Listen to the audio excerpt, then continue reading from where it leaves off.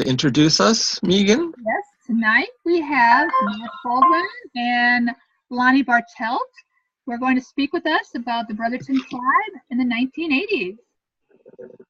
Do we want to go around introducing ourselves real quick first? Sure. Okay, I'm Megan, and I am Brotherton through the Narragansett line, Mary Elizabeth Hammer. And I have been involved with the tribe since I started working on the newsletter with my cousin, Tim Vanderhoff. And I've also been involved with the Envision Committee and the Grants Committee. And I live in Georgia with my husband and 2 kids.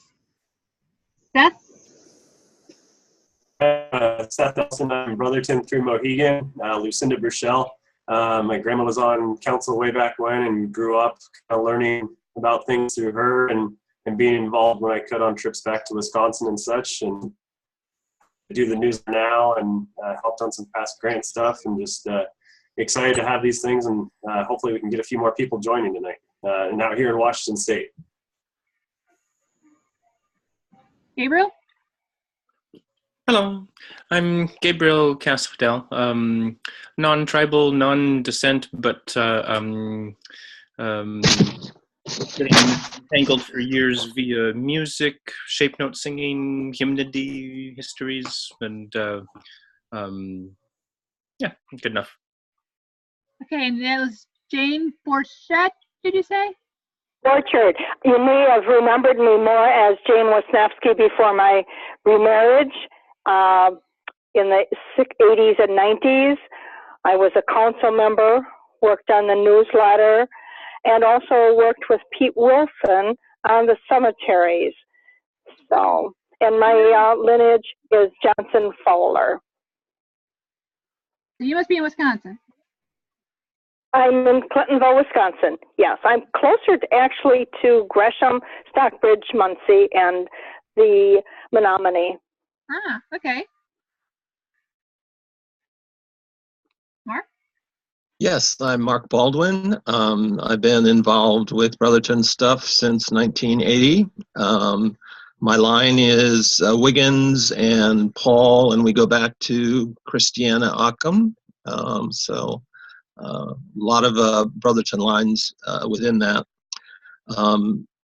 I started the Brotherton Messenger, the newsletter, been on council, been vice chair, been on the grants committee, and on Brotherton Forward now. So, and that's me. Okay. Great. And now Miss Lani. Hi, everybody. I've been involved with the tribe since about 1980. I was the recording secretary for the tribe. I was a research paraprofessional under our first grant. And I've been the family genealogist for about, 38 years.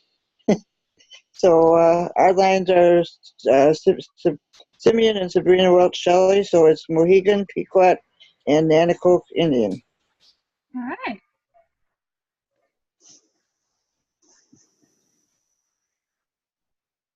Well, I'd like to start out just by acknowledging tribal members who were very active in the 1980s but have passed on.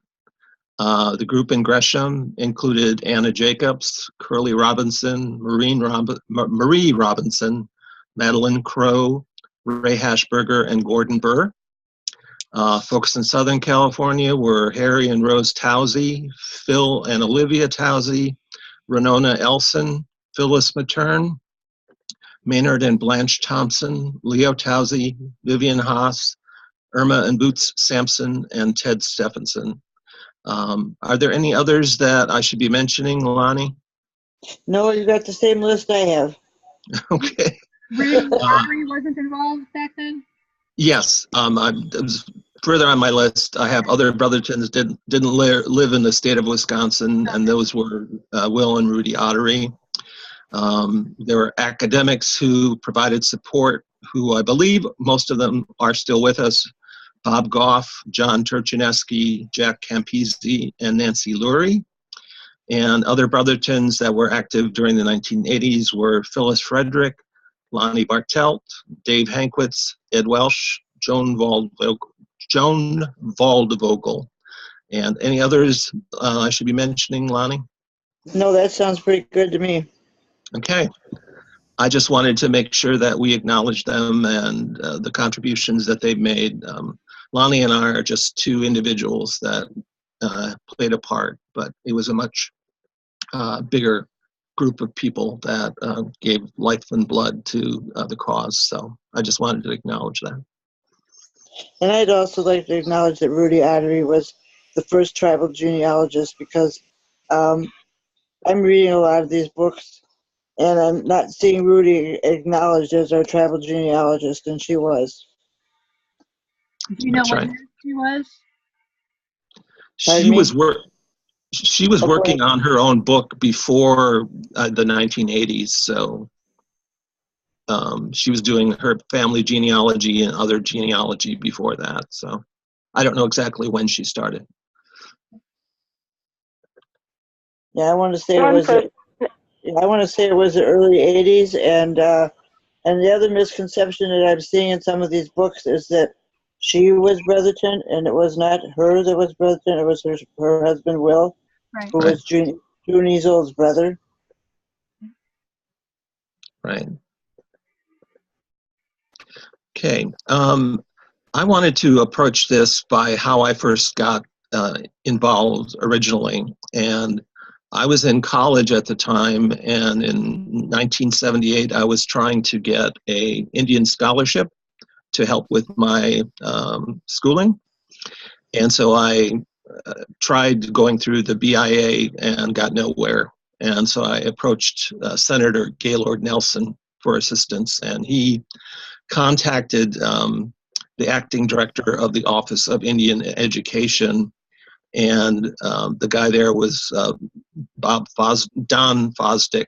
And in his original reply, he stated that the Brothertons were not federally recognized and therefore not receiving any Bureau services. And then I have a quote from him. While there has been some misunderstanding on this matter between the agency and the Minneapolis office, the final determination is that they are federally recognized and entitled to Bureau services.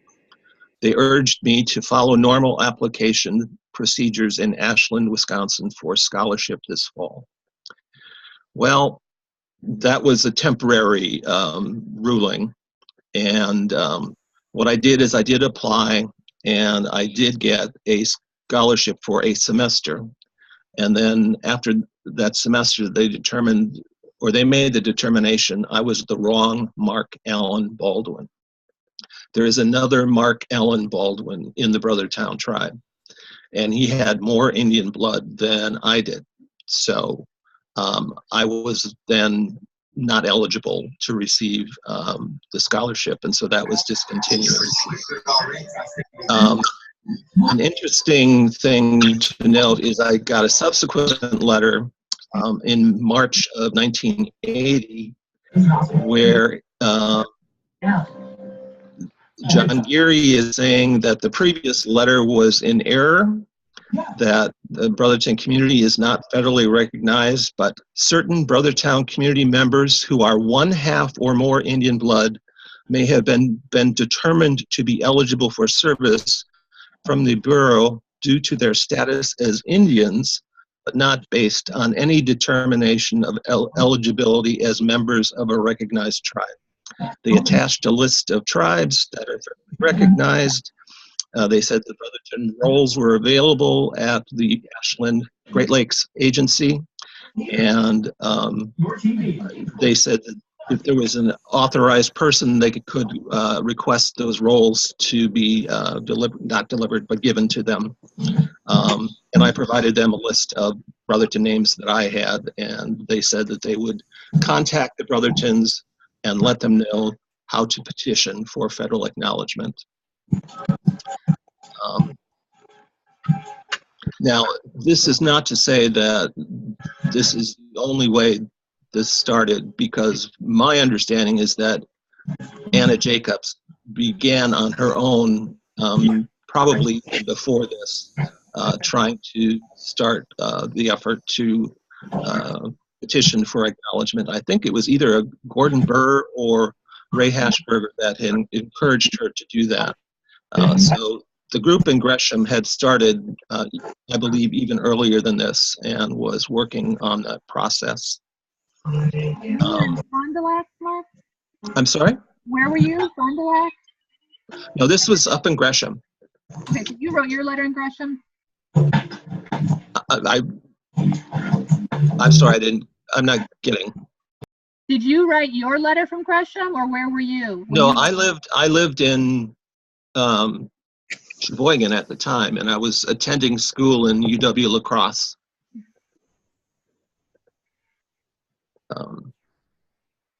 So, Lonnie, were you able to attend any of the meetings in Gresham? I think a few of them I did. Yeah. And do you remember anybody else that was like in attendance at that time besides Anna Jacobs and Harry Towsey and Phil Towsey and? No, not really. I remember. I had attended one meeting, this is Jane. I had attended a meeting in Gresham, and that was where June Easold, the Thompsons, Maynard, and Blanche. Yes, she was there. And I still have my letters from them that they would help me find my family line. I was trying to do that for my mother because everything had been so well hidden. Their family had all relocated up into the Unity, Abbotsford, Colby area. Also present at that meeting was the Sampsons, Irma and Boots. And so then they referred me to go to the Stockbridge Library and get their books and material, and they helped me also. So that was in the very early 80s, about 84. What line were you from that you ended up in the Unity area? Johnson Fowler. Oh, okay. And so most Johnsons are there, and my lineage was then it went into the Gierl line, Gierl, and there are a lot of those. My mother's married name was Wiedemann, and so that's how most of my family is enrolled, a great number, if anyone sees the enrollment records or works on those. Yeah, I've come to find out that there was a whole group of Brothertons, including the Johnsons and the Shelleys, that went up to about 1878, went up to the Unity area, and then some of the Shelleys, like John Shelley, went on to Minnesota, and I think some of the other tribal members, and then some of them, like David Shelley, and then John Shelley actually went on to the state of Washington. But I'm thinking that it might have had something to do with the Homestead Act. Sure. What makes it difficult is that on the Johnson line, it was all matrical, the female. Yes. They were all the female lines, so that's, how it kind of gets lost too. Mm-hmm. Okay. But I know that the Gresham group, they met with great determination, and they worked hard on fighting this. Ted Stephenson was really a big push for it. So. Okay.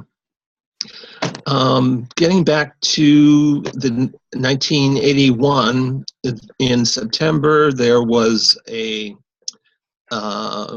historical committee workshop at Nicolay College that was put on by Bob Goff and John Turchinesky, and I think a couple of other people, and several Brothertons attended to learn how to do the historical research that would be needed to collect information for the acknowledgement petition. So I remember I attended that. My mother attended that. Probably, I think Dave Hankwitz was there. Lonnie, were you there? I don't think so. I remember going to a meeting with June and Carl down in Illinois about the process of getting federal re-recognition. But I don't remember going to that art exhibit one. Okay. In October of 81, I wrote a letter to Ed Welsh, who is in Arizona, who had been, I believe, on the commission that established the federal acknowledgement process. He's an attorney, and he was asked to ask him about writing some articles for the newsletter, and told him, like, the first one was coming out on November 10th, 1981. So I just wanted to do some outreach to him to make sure that he was aware of what we were doing. I think I skipped it, but I had approached the council, I believe in September of that year, to get the permission to start up a newsletter, which was the Brothertown Messenger, and that was approved. And so, as I mentioned, the first newsletter went out in November 1981. In February of 82, nonprofit incorporation papers were signed. I was appointed to a council seat, and my sister Barb was appointed as secretary treasurer until the May election. I was also selected chair of the nominating committee, along with Leo Towsey and Marlena Bischoff. Our slate of candidates was, it was Phyllis Frederick, it was Renona Elson, it was June Easold as chair, and I believe Dave Hankwitz and myself were also nominated. And I can't tell you exactly who was elected because I don't have that in my notes, but those are the people that were nominated.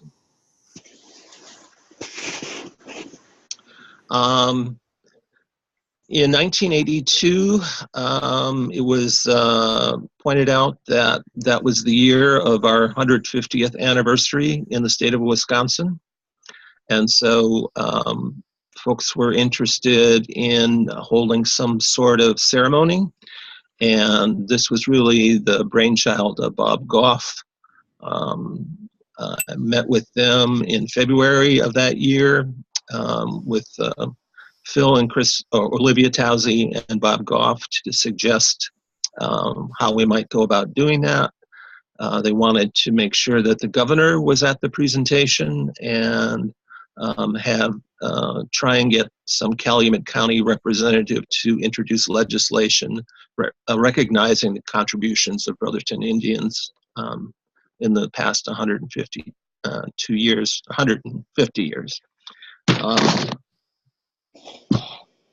So we did get a grant in order to do that from the Wisconsin Humanities Committee, and we created a traveling exhibit that traveled the state for a year, and it was also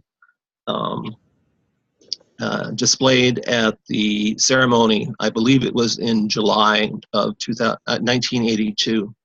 And here are just some photos of, I know that black and white, and they're not very good, but this is a crowd shot.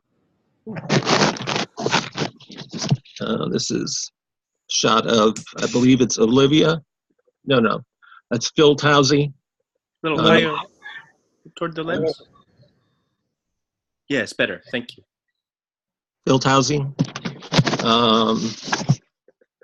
This was, I can't see, Harry Towsey. Yep, with his full headdress on. Yeah. This are a couple of photos of the traveling exhibit that were on display in the rotunda. Wow. Of the Capitol. Yep. Yes. Cool. And then throughout that year, Gabriel, it also was displayed down at the Milwaukee Museum in downtown Milwaukee. Good for you guys.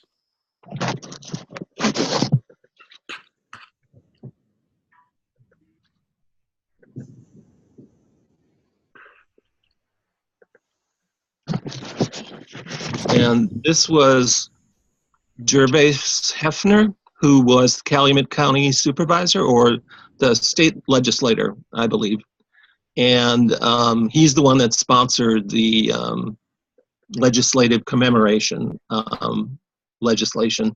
And his grandfather or great-grandfather was in the Civil War, and he was shot off of a horse, and he was rescued by none other than a Brothertown Indian.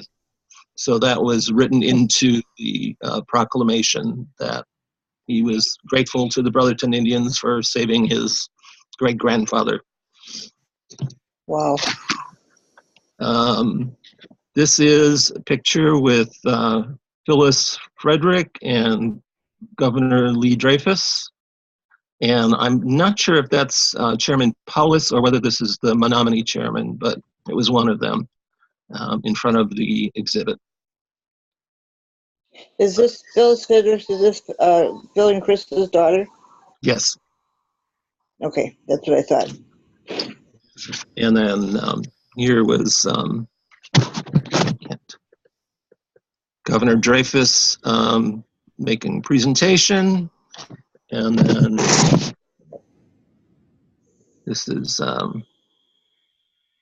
Dreyfus along with June Easold up at the lectern. So I have maybe about 50 more photos, but I just wanted to give you a little taste of the event. It was a very positive thing. We had, I think most recognized tribes in Wisconsin sent a representative and addressed the crowd. And as we mentioned, the exhibit traveled the state for another year. So just wanted to make sure that you all knew about that. I know some of you had some knowledge of it, but I'm presenting a little bit more. Mark, where is that? Where are the pieces of the exhibit now? Well, they were taken apart, and the photographs are supposed to be in the tribal archives, which are now, I believe, in the BINC, the Brothertown Indian Community Center. Is that what it's called? In Fond du Lac? Yes. Yeah. If you mean by archive, do you mean like what had been at Marion College? Yes. Yeah, multiple people when I was out there in summer said their own hands carried everything out of there and into the museum room at the BIN CC. So it's all there now. Nothing is left at Marion.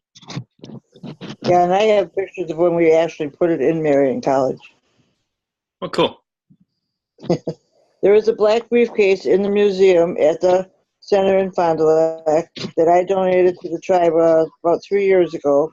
It has pictures of us doing a lot of different activities in the 80s. I have pictures of council meetings and general meetings and putting the first grant together on the floor with like 40 pages, everybody walking around putting a page down. You had page number 1, I had page number 2, and we all went around this room and put all these pages down and made all these copies. So I have a lot of pictures that I donated to the tribe. And Lonnie, I wanted to point this out to you. In March, a letter dated March 2, 1982, I got a letter from Olivia Towsey in which she mentions that when she spoke with Jack H. at the genealogy desk at the Wisconsin Historical Society, he gave her the name of a Brothertown. And in quotes, well, when I wrote to the lady and sent her a newsletter and forms to fill out, a big envelope in the return mail came with all kinds of information, plus the fact that these people are all descendants of the Shelley and are about 290 some Brothertown. What a find. I hope they are mostly in Wisconsin. She was delighted as we were. I wrote June a note to call her to see if it was possible that she can come down to the next meeting. And I'm not sure, did June give you a ride down to a meeting? Yep. Or I know she used to do that. Yep, June and Carl, yep. When they were still in Milwaukee, they would pick me up every month and bring me up to the meetings. And then once they moved up north after June retired, then I would take and at that point I was the secretary and the research paraprofessional.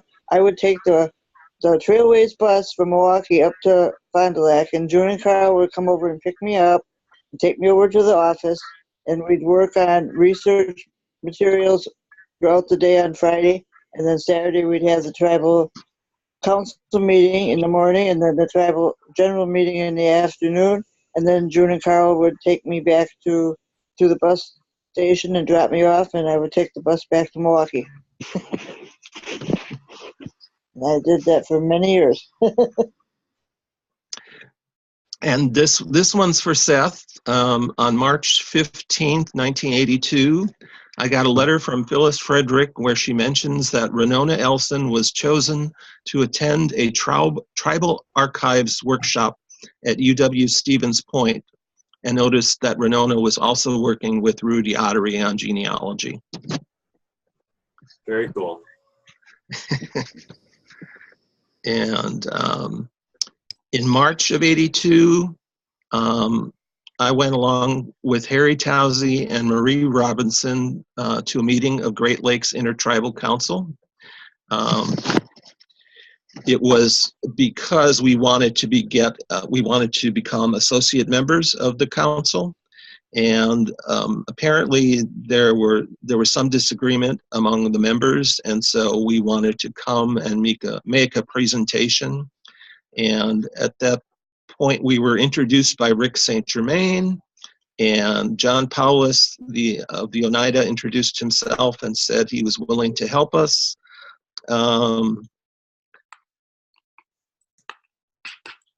So that we were disappointed by that because we wanted them to accept us, but they said they would have to wait until we were federally recognized before they would accept us into Great Lakes Intertribal Council.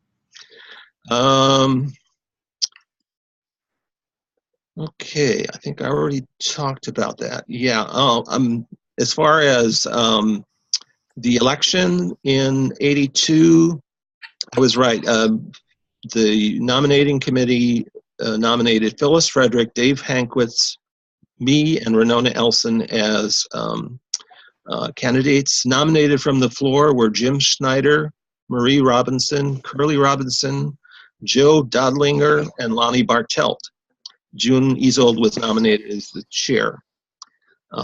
In June of that year, I got a letter from Lani saying she was glad that she wasn't elected to the council because she wants to continue to do research with Rudy and help with genealogy. And do you remember you described a free source that you got 500 copies of the 3-page tribal enrollment forms photocopied for? Do you remember what you bartered for that? No, I don't. I really don't. I don't believe this. You got 500 copies of the enrollment form for a bottle of brandy that you gave to your source. Okay. I had no idea who the source was. But it was worth it, I guess. I have a lot of family members. And I was the one working with Rudy Ottery trying to get everybody in my family enrolled, and I'm still doing that with the Red Files. So I've managed to get about 8 cousins enrolled in the last 2 months off the Red Files. Does everybody here know what the Red Files are? No. No. Okay, when we had to close the roll, when we sent the last paperwork in for the re-recognition process, there were a number of people that had applied, and their paperwork were in Red Files. And unfortunately, we're still working on those. They called them red tagged files, right? Oh, okay. I've never heard that. All I've ever heard is Red Files. But evidently, these people have married and moved and stuff like that, including some of my family. So we've been having a really hard time contacting these people, but slowly but surely we are getting through these Red Files. And we applied for another ANA grant in July of '82. And I have a letter from Phyllis in August of '82 saying that we were awarded the grant in the amount of $19,000. And so that was to help, I believe, both Bob Goff and John Turchineski do some further research to support the petition.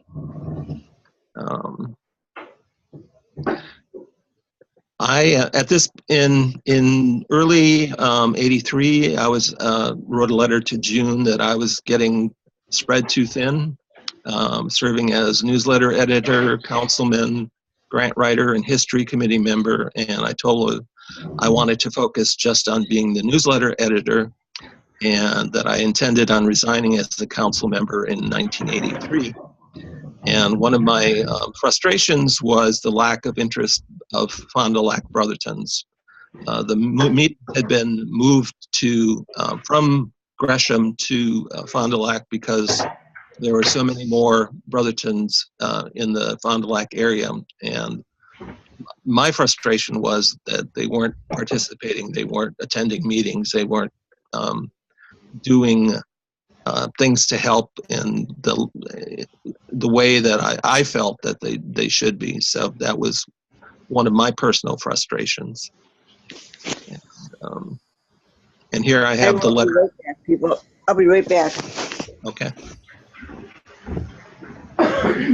And here's, I got a letter in January of '83 where Lonnie says that she saw the tribe's exhibit at the Milwaukee Public Museum. And she said, some people were looking at me quite curiously while I was taking pictures of the exhibit. But then a few of them came over to look at what I was taking photos of. And so I said, ha ha, I guess I did some good for the Brotherton Nation at that.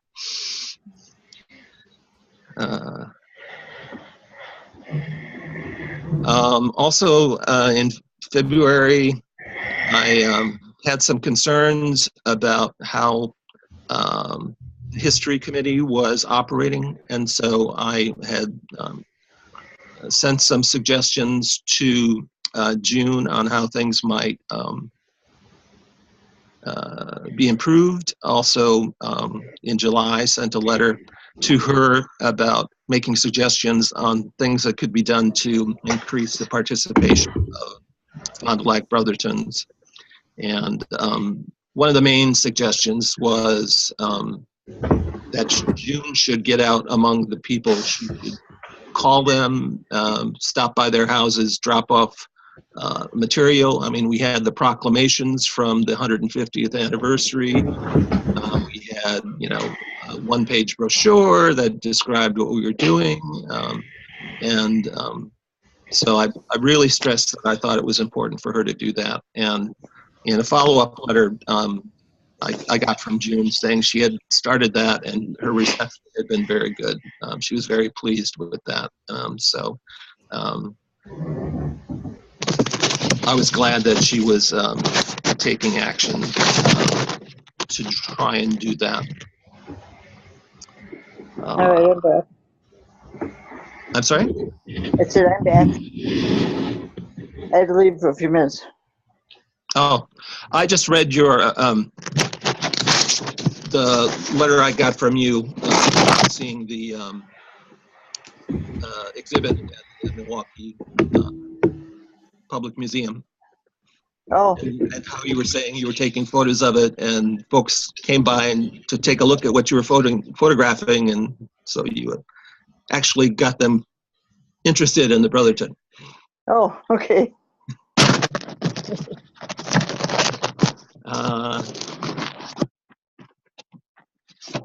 And then I'm sorry? I was going to ask a question. Sure. When you were first starting out with the tribe, and it was working toward kind of reorganizing a little better, did you personally, do you remember having a sense more of a focus on organizing the Brotherton people more effectively, or a focus more of educating the outside communities on what the Brotherton were doing and who they were? It was really focused on Brothertons. Okay. And I think doing research, especially up at the courthouse at Chilton, we had to kind of let the people know that we weren't trying to take their land away that their ancestors had for the last 150 years, because that was their first question. It was like, well, if you get federal recognition, what are you going to do? Take our lands? You know, and we had to explain to them that that wasn't our goal. We wanted to be federally recognized because we consider ourselves an Indian entity. Right. And around this time, we were working on another A&A grant, and we were looking at trying to restructure it. There were some things that we were looking at changing how the history committee functioned. We also were interested in getting the tribal archives out of a private household and into a place where they could be accessed all the time. So part of that was having a Fond du Lac office. So that was a real goal of the new ANA grant. And then also to hire Brothertown Indians as research paraprofessionals. Rather than relying on historians or anthropologists, we felt we had enough trained Brothertons in historical research that and archive management that we could go ahead and hire them as paraprofessionals for the next stage of the petition. And so I know, Lani, you were involved with some of that, and you were the one that had suggested paraprofessional as the role that we would be utilizing in that grant. And it was Renona Elson was hired, and Vivian Haas was hired. And then there was also Renona's daughter-in-law that was hired as a office manager. So I don't know if you remember, Seth, what your grandmother's daughter-in-law's name was, but I can't. Lani, do you remember what her name was? Oh, I don't.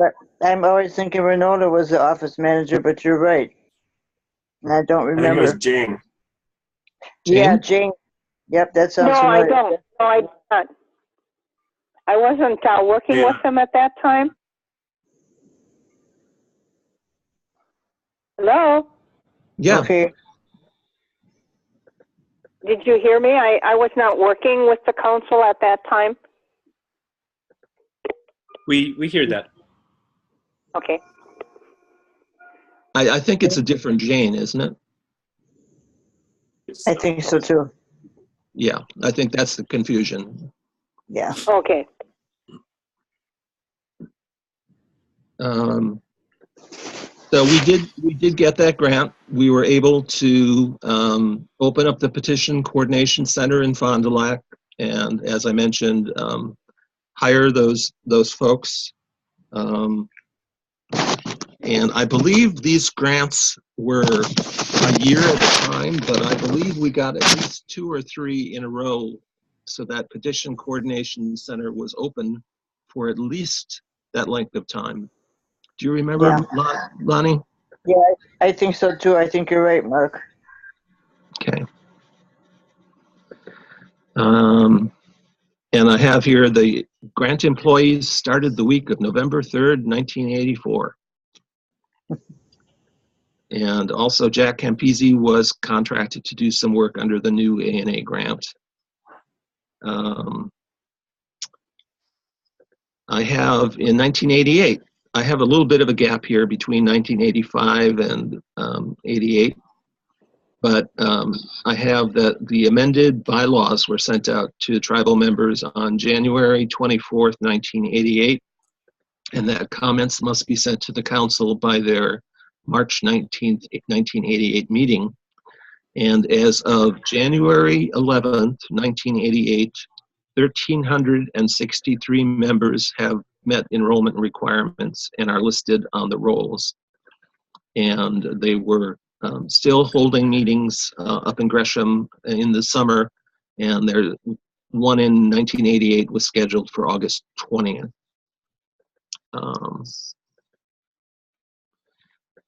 I don't know, in 1988 also Phyllis Frederick decided to run against June Ezel for chair. And there was some sort of mix-up as far as absentee ballots. And so the period for submitting them back was extended.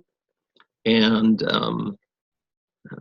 so there was, do you remember this at all, Lonnie? Vaguely. Vaguely? Yeah.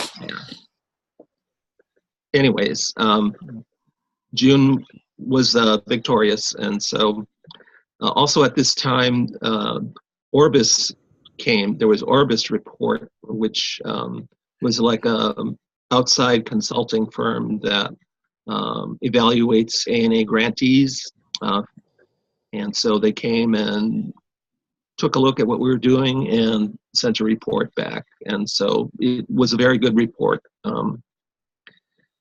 Also at this time, we had started working with the Native American Rights Fund again.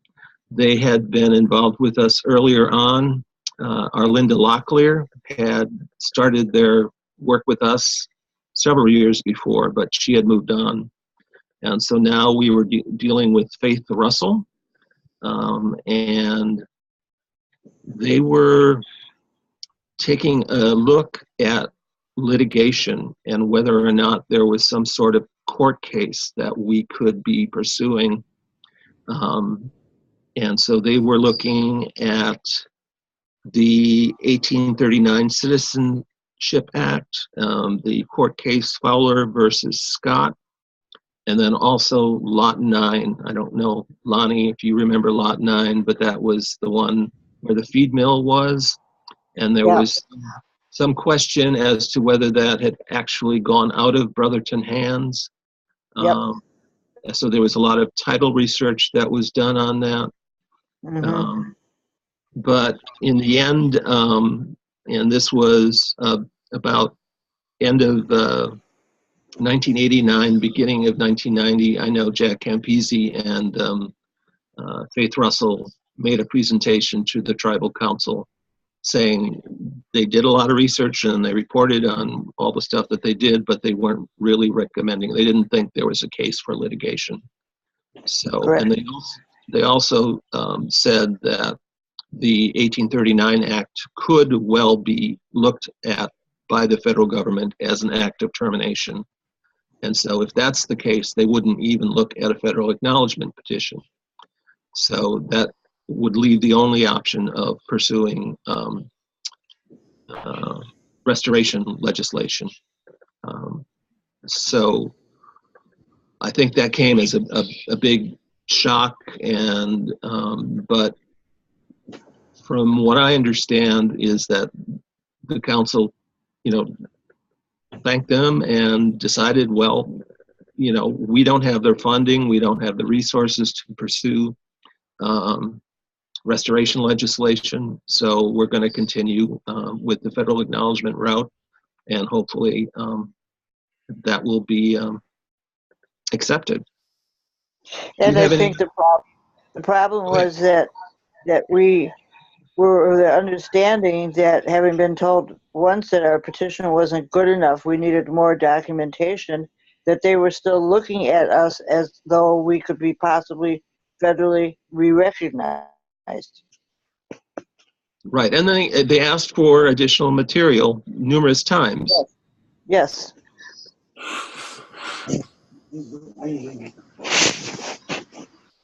Yeah. And we kept trying to comply with that. Right. Over and over and over. Every time they asked us for what we need from this decade to that decade, we kept looking and we kept sending. And so we were always of the feeling and the understanding that they were still looking at us as a tribe that could possibly be federally re-recognized. Right. And so we continued to do that additional research. We did, enrollment was opened up, I believe, in October of 1989. So more people were added to the rolls. So that process continued, I believe, until 1996, which is when the federal acknowledgement petition was formally sent in. Yes. And then it took about 17 years for them to come up with a decision, which was no. Yeah. So you mentioned they opened the rolls back up. They had been closed then? When was it that they had closed initially? Yeah, when we would send in the materials for the federal acknowledgement, then we had to close the rolls. We could not enroll people while we were going through the process. So I think, Mark, you just said that they were open in October of '89. So when was the paperwork first submitted? When did the red tagged files become red tagged files instead of just people becoming on the rolls? Then there were rolls, and then they were closed, and then there were red tagged files. I believe in 1996, the second time we sent in the paperwork to the additional paperwork to the federal acknowledgement. Anyways, I can't give you a definitive answer on when they were open and when they were closed. I just have the letter from June, which says they're going to be reopened on October 1st, 1989. So they were reopened for a period of time, and then they were closed again in 1996 when the petition was sent in. So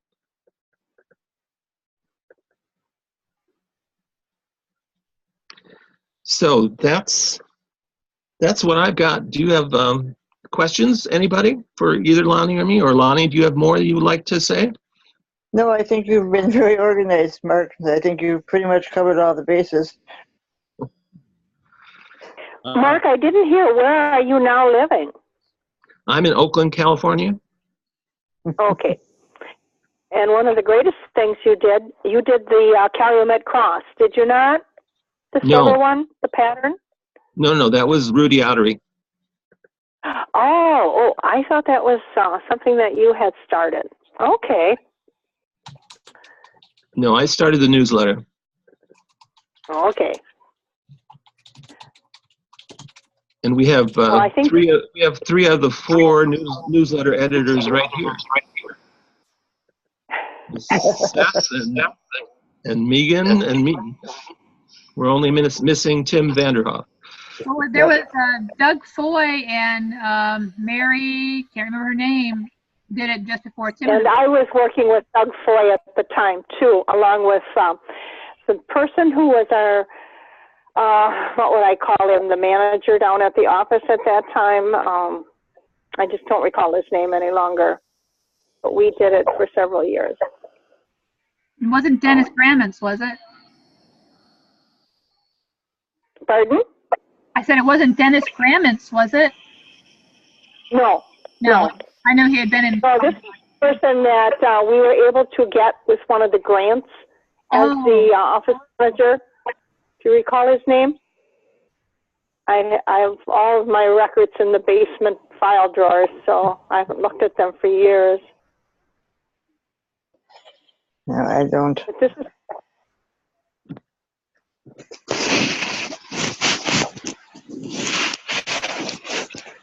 has been very interesting. Do you have one planned for another time? This is my letters that I referenced today for the 1980s. Oh, wow. That's cool. A good book. Again, so many of my tribal materials I donated to the tribe 3 years ago, so I didn't have a whole lot to look back at. I'm just wondering how many of the ones that are on this Zoom session right now, how many of you grew up knowing that you were Brothertown Indian? I did not. Yeah. I would have to say that I knew at some point, maybe when I was 12 or 13, my grandmother mentioned something about it to me. So I knew, but it was not hardly ever talked about. Mark? Yeah. Yeah, you do? There was some confusion about being part of the Six Nations Confederacy. And that had to deal with the whole Kellogg affair. I don't know if folks are familiar with that, but it was a movement in the 1920s, 30s, maybe up until the 40s, where they were pursuing a land claim in New York, and it was being headed up by Laura Cornelius Kellogg and her husband Orrin. And so there were these Six Nations clubs that were organized among various tribes, the Oneidas, the Stockbridge, and the Brotherton, and they had monthly dues that you had to pay.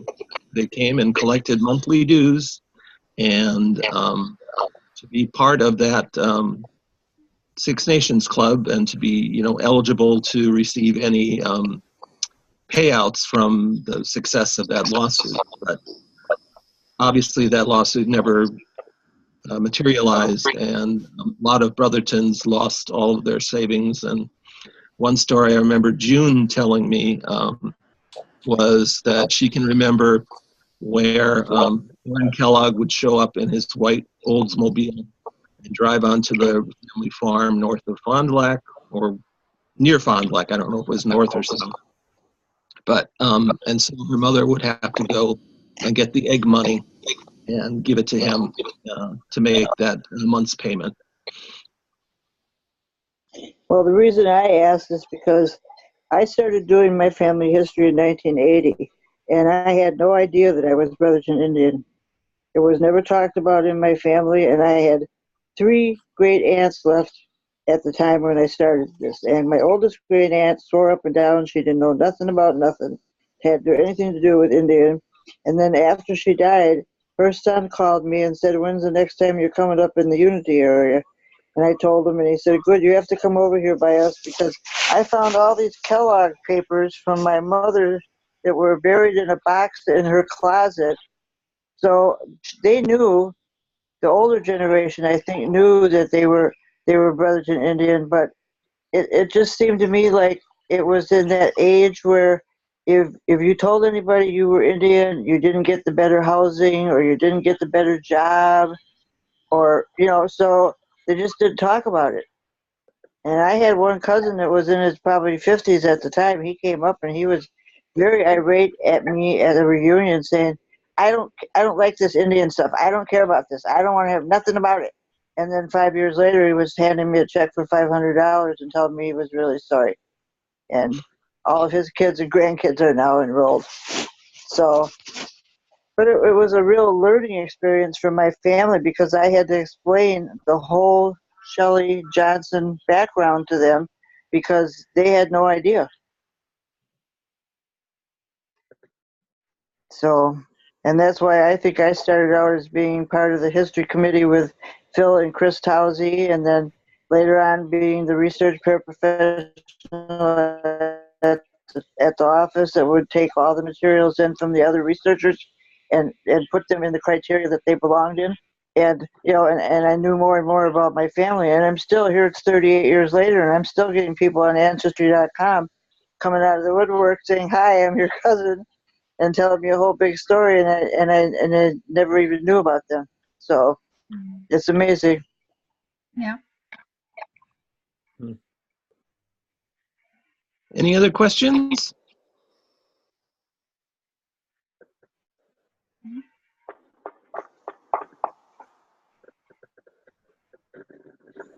No? Okay. Well, Mark and Lonnie, I'd like to thank you both for doing this talk tonight. Also for all the work that you've done for our tribe over all these years. Thank you. Thank you. Thank you. Thank you. Good night. Good night.